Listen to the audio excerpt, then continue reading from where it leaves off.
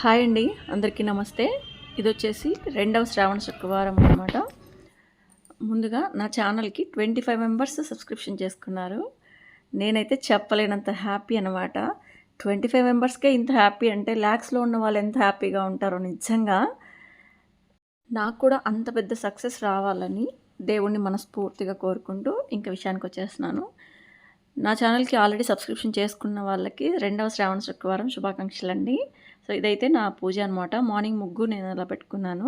Every Friday నేనైతే ఉప్పు దీపం పెట్టుకుంటున్నాను.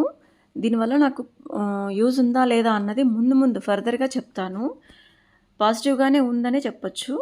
నిజంగా పూజ చేసుకుంటే వచ్చే మనశ్శాంతి అంతా ఇంత కాదు. ఇంకా ఎర్లీ మార్నింగ్ చేసుకుంటే చాలా బావుంటుంది. సో, అక్కడికే చాలా లేట్ అయిపోయింది పూజ అయ్యేసరికి. ఇంక లేట్ ఎందుకనేసి కర్రీస్ అయితే లేట్ అవుతుందని ఇలా సింపుల్గా కొత్తిమీర రైస్ ప్రిపేర్ చేసుకుంటున్నాను. అఫ్కోర్స్ మా అమ్మకి చాలా ఇష్టము. సో, అందుకే డేట్ చేశాననమాట. బేసిక్‌గా తనేవి తినదు. ఇక్కడేంటంటే నేను వంట చేసుకుంటుంటే మా జస్సు నా వైపే ఉన్నాడు. మా అమ్మ లేదు వాడిని పట్టుకోవటానికి. ఇంక నాతోనే ఉన్నాడు వాడు. మీలో ఎంతమంది ఇలా సింగిల్‌గా ఒక రైస్ ప్రిపేర్ చేసుకుంటారు ఇలాంటి అర్జెంట్ అవసరమైనప్పుడు? సో, నేనైతే పుదీనా రైస్, గోంగూర రైస్ ఇలాంటివన్నీ ప్రిపేర్ చేసుకుంటాను. లక్కీగా మా అమ్మ కూడా తింటుంది అట్లాంటివి. ఇంకా సెపరేట్ కర్రీస్ చేస్తే అస్సలు తినదు. ఇలాంటి రైస్ ఐటెమ్స్ అయితే ఈజీగా తినేస్తుంది. ఇష్టంగా తింటుంది కూడా.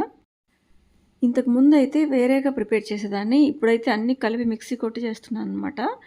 టేస్ట్ బావుంది. స్మెల్ అయితే అద్దిరింది. చూడటానికి అచ్చం గ్రీన్ చట్నీలా ఉందనమాట.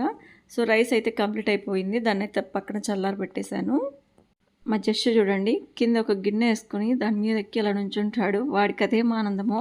వంట చేస్తుంటే పక్కనే ఉంటాడు, అసలు పక్కగా వెళ్ళడు. సో, ఫైనల్‌గా రైస్ అయితే కలిపేసుకున్నాను. వంట చేసి అమ్మకు తీసుకెళ్ళి స్కూల్‌కి అయితే క్యారేజ్ ఇచ్చేసాననమాట. ఇదంతా షూట్ చేయలేదు, కొత్త కదా, కొంచెం కష్టంగానే ఉంది. ఈ వీడియోస్, వ్లాగ్స్ తీసేవాళ్ళు ఎలా చేస్తున్నారో ఏమో బాబోయ్! నిజంగా చాలా కష్టం వీడియోస్ తీసుకుంటూ చేయాలి అంటే. ఫైనల్‌గా అయితే రైస్ తీసుకుని జస్సుని తీసుకుని స్కూల్‌కెళ్తే మా అమ్మ చాలా హ్యాపీగా ఫీల్ అయిపోయింది. ఇంకా వాళ్ళ తమ్ముడు స్కూల్‌కొచ్చాడని ఆమె హ్యాపీనెస్ చెప్పడానికి లేదసలు. సో, వీడియో అయితే ఇదేనండి. ప్లీజ్ ఛానల్‌ని సబ్స్క్రైబ్ చేసుకోండి. కొంచెం సపోర్ట్ చేయండి ఫ్రెండ్స్.